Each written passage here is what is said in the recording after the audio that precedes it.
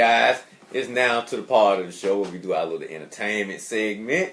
And with the Oscars coming up on tomorrow, the Academy Awards, a lot of good nominations this week. We've got Denzel nominated for the Oscar. We got Viola Davis nominated for an Oscar. We got a lot of good actors nominated for Oscars this week. So Hidden Figures. That's why we got Octavia Spencer. Hidden Figures got a Best Picture nomination.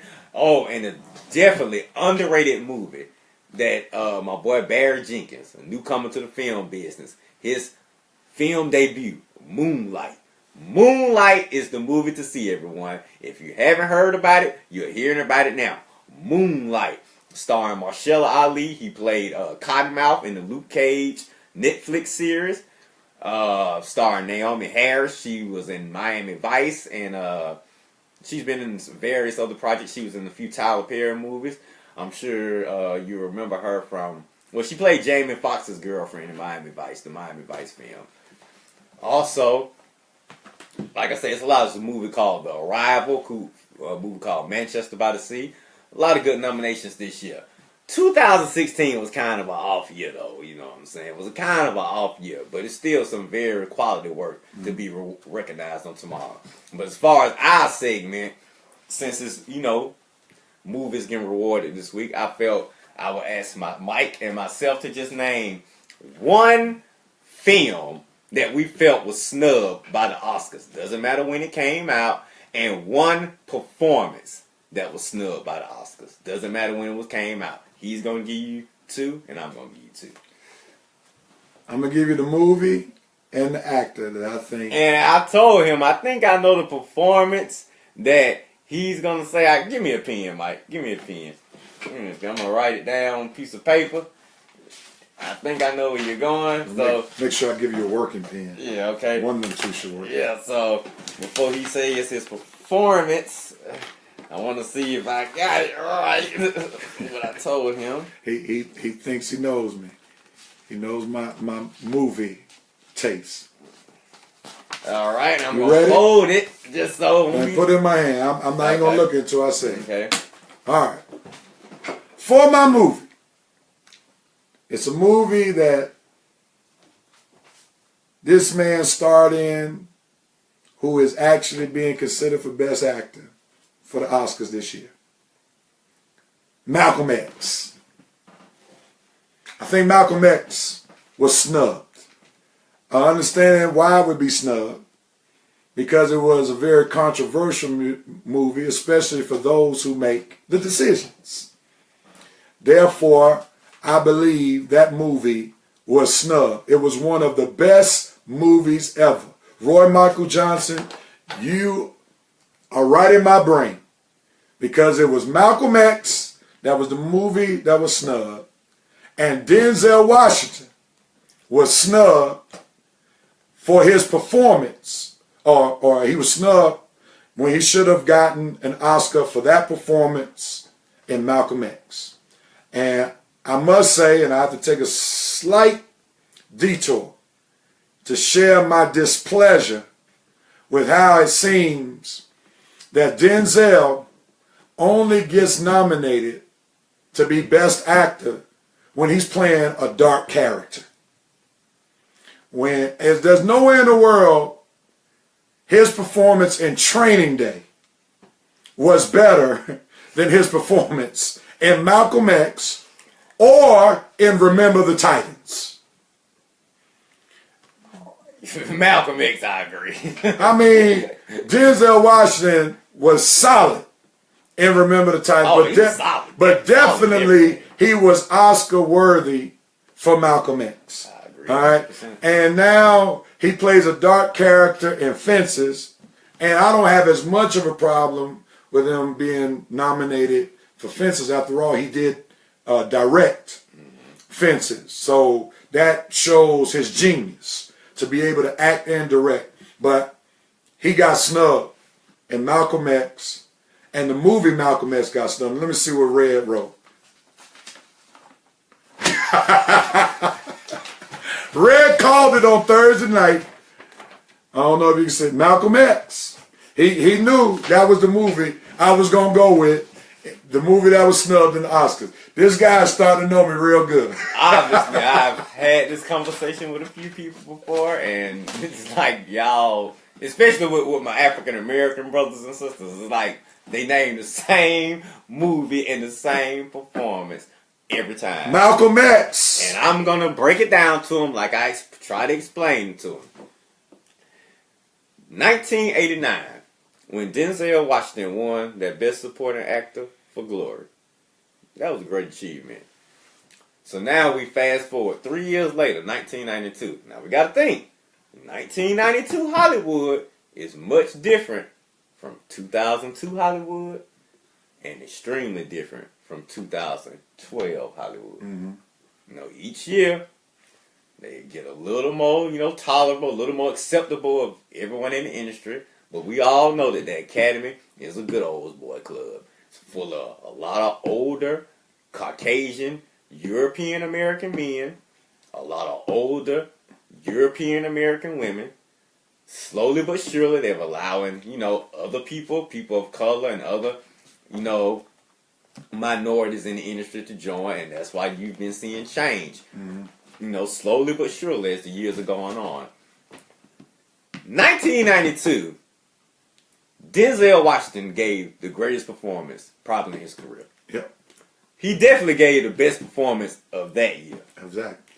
But I'm going to tell you why I thought he was not going to win. Even back then, as a young 12-year-old kid, learning about politics, learning how things work in this country of ours. This great country of ours, but you start to learn how things work. There's such things they call makeup Oscars.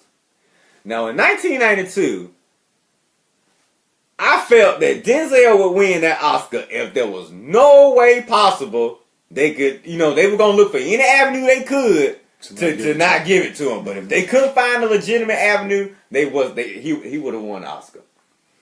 Well, who was nominated the same category with Denzel? Who had been nominated, I want to say at least 8 or 9 times previously before for some of the great films, great roles, and did not win?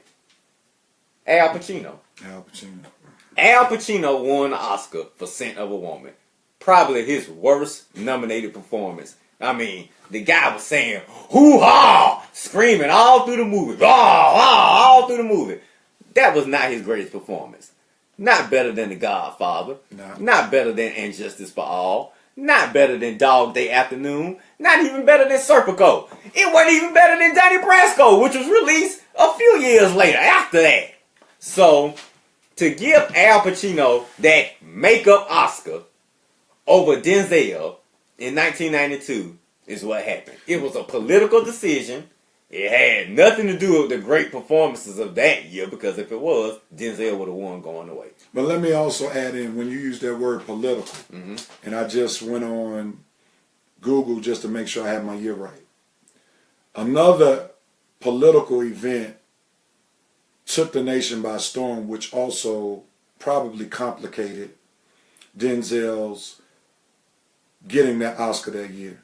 And that was the Rodney King riots. There you go. Of what happened in 1991, and the verdict comes into 1992. And therefore, I'm sure it caused a lot of the higher-ups and the board of directors, or whoever makes the decisions of the Oscars, to feel very uncomfortable being able to give an Oscar to an individual who was in a movie where it was known that the character that he portrayed referred to white people as devils. Mm-hmm. And therefore, that probably even complicated matters. And then with race relations as they were. And it was very tenuous because... This was even before the OJ trial. Exactly. You can just imagine how Exactly. they were. So after that Rodney King thing, they weren't going to go along with giving Denzel an Oscar for a movie that did not highlight European Americans. Exactly. It highlighted a man that was opposing everything they stood for. Until now, in Malcolm X's defense, after he got out of the Nation of Islam, he didn't look at all white people as devils, because he realized there were even some white Muslims when he took his trip to Mecca.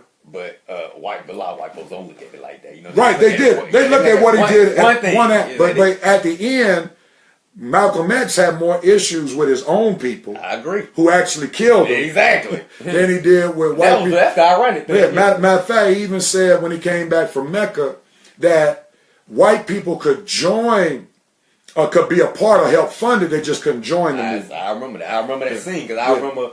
You remember the scene in the movie where the white girl approached him at the university. And I think he was just about to give a speech, and she wanted to join. And he was like, "Well, you can't join, but you can help out. You can help out. Yeah. You can help out." So Malcolm X had a transformative experience because he was anti-white folk. I love that movie. Before he went to Mecca, but then he saw the value of white people and how they could be an assistance to black people in America once he came back from Mecca. But you know, I still believe that was the movie that he was snubbed. It was not only was it was snubbed for Spike Lee too. Look, that is Spike Lee's masterpiece. Masterpiece. Right, if you look back, Malcolm X will go down as the greatest achievement of his career. I know I like Old Boy, it was good, and I like Inside Man, was pretty good. That was good. Do the Right Thing was excellent. Yeah. But Malcolm X was his masterpiece. That's his signature and to only get 2 Oscar nominations for that. Spike, that was your big mouth, man. Yeah. Your big mouth running at the time. I understand you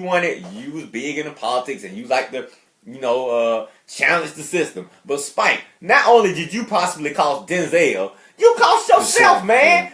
Yeah. No way. When you look at a film like Malcolm X, no way that movie should just got 2 Oscar nominations. I went back and I did it myself. And I looked at every category and I said, each category I thought Malcolm X should have a nomination in. Mm. It was at least 10 or 11 nominations. Right. Malcolm X should have got at least 10 Oscar nominations that year. And because of the politics, because of the Rodney King situation and a lot of racial situations, and because of Spike Lee and your big motor mouth, you yourself, in addition with the politics, probably cost you and Denzel that year. Because y'all should have been the kings of Hollywood that year. Right. That Malcolm X was the best movie. When you got A Few Good Men, Unforgiven, The Crying Game, that's your competition. And Malcolm X was the best picture in 1992, and Denzel Washington definitely gave the greatest performance. So I agree 100% with you, Mike. So that we on the same page? Those not 2 I chose. What's the 2 you chose? All right. We got no time going on. We're about to wrap it up, y'all. They're not too far off. 2 black movies. Mm-hmm. One thing I'll say, and one thing I hate hearing, is when we have actors of color playing hood roles. And I hear people say, if a black guy plays a hood role, a black woman plays, a ghetto role, that they can't get nominated for Oscars. And I'm like, well, wait a minute. We all talking about actors here. Right. If you look at Lorenz Tate and Wesley Snipes, 2 guys who played some of the hardest hood characters in history. Now, I'm just saying me personally. I met those 2 guys personally. Okay. Those 2 guys are as far away from those 2 characters as you can possibly get. Yeah. So when I tell you that Nino Brown, Wesley Snipes' portrayal of Nino Brown was snubbed as an Oscar, I am telling you that is the truth. Wesley Snipes deserved a Best Actor nomination for Nino Brown for New Jack City. His portrayal of Nino Brown in New Jack City was snubbed as a Best Actor in 1991. Wow. I didn't think I would ever hear New Jack City and the Oscars in the same sentence. These are the numbers. Let me tell you who was nominated for Best Actor in 1991. Anthony Hopkins, Silence of the Lambs. That's not the most positive portrayal. Mm-hmm. Robert De Niro, Cape Fear. That definitely ain't the most positive portrayal. Nick Nolte, Prince of Tides. Warren Beatty, Bugsy. Yeah, he was a thug. Yeah. How are you telling me Wesley Snipes could have snuck up into this category in any way, shape, or form? No, I don't believe that. Wesley Snipes was snubbed. I believe that then, and I will always believe that his portrayal of Nino Brown was snubbed by the Oscars. Now give me your second one. The second one is a movie. What's that? Menace to Society. Wow. Menace to Society was snubbed by the Oscars. Not only was, now I'm going to give you 2. Menace to Society and Boys in the Hood. Now, Boys in the Hood, I totally agree. And I'm going to tell you why they were snubbed. How in the name of God are you going to nominate Beauty and the Beast for a Best Picture Oscar in 1991 when you got arguably the greatest hood movie in the world? You nominate Boys in the Hood for Best Original Screenplay. You nominate Boys in the Hood for Best Director, but you don't give it a Best Picture nomination, and you give Beauty and the Beast a Best Picture nomination. Right. Now, let's go to 1993. Menace to Society. One of the most critically acclaimed movies. It's on top 10s lists everywhere, Mike. The Hughes brothers. They got major props for their film debut. Oscar time come around and you nominate The Fugitive. The Fugitive for Best Picture of the Year? Are you kidding me? The Fugitive. I just don't understand this. In my movie questionnaire I did a few days ago, when I said name 5 movies that you watch again if you see them on TV, I swear I do not remember The Fugitive being named at all. But all of a sudden, this action movie is qualified to get 7 Oscar nominations, including Best Picture of the Year. Wow. When you got Menace to Society out there with 0 nominations?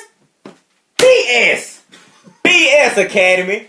BS and straight snub. Where's Jada Pinkett talking about these movies are snub? I heard her crying for Will Smith in that concussion last year. Yeah. Well, how about the movies we named, Jada? Don't they deserve some love? Come on, Jada. We need you to be fair now, sister. Yeah, well, those movies fall in line with what you were talking about, how, in essence, the Academy at that time was nowhere near ready. Yeah. For those but you can nominate hood, you can nominate mafia movies and mob pictures and even hardcore crime dramas with white actors. Stereotypes. But they were just acting. They think these folk who were black, who were acting out these movies, probably lived these lives, and that's why they couldn't rap. Oh, I know that's what they're thinking. Their minds around the fact that just as these white folk were acting as mafia and thugs, or even just criminal role, just against type portrayals. But they don't want to highlight that, and that's not theater or good theater for black communities, but rather that's how they really live. And they can't separate the difference, but somehow they can separate the difference. This is BS. Yeah. But I'm so glad things are changing. Like I say, most of the movies we named were early 90s films. Like I say, I honestly believe if some of these films were released, I want to say at least 10 years later, if Menace to Society, Denzel's portraying Malcolm X, and Nino Brown's portrayal in New Jack City, if they were released around this time, I honestly believe we would get some Oscar nominations. Yeah, things have definitely changed. But that was wonderful entertainment. You all can see Red is the entertainment guy. He is definitely the guru between Red and Rev when it comes to movies.